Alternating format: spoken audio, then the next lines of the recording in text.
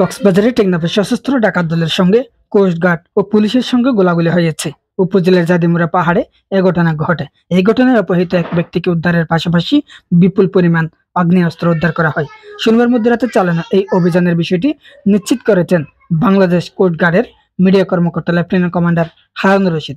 তিনি জানান, গোপন সংবাদের ভিত্তিতে কোস্টগার্ড জানতে পারে টেকনাফ উপজেলার জাদিমুরা সংলগ্ন পাহাড়ি এলাকায় একদল ডাকাত বিপুল পরিমাণ অস্ত্রসহ অবস্থান করছে। খবর পেয়ে শনিবার 5 জুলাই রাত 11:30টার দিকে কোস্টগার্ডের টেকনাফ স্টেশন ও পুলিশের সমন্বয়ে অভিযান চালানো হয়।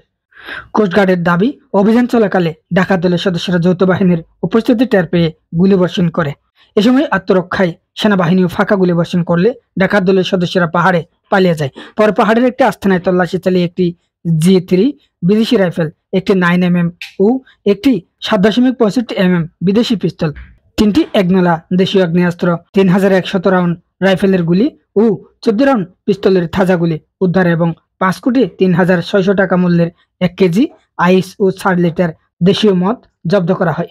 এ সময় একজন অপহৃত ব্যক্তিকেও উদ্ধার করা হয়।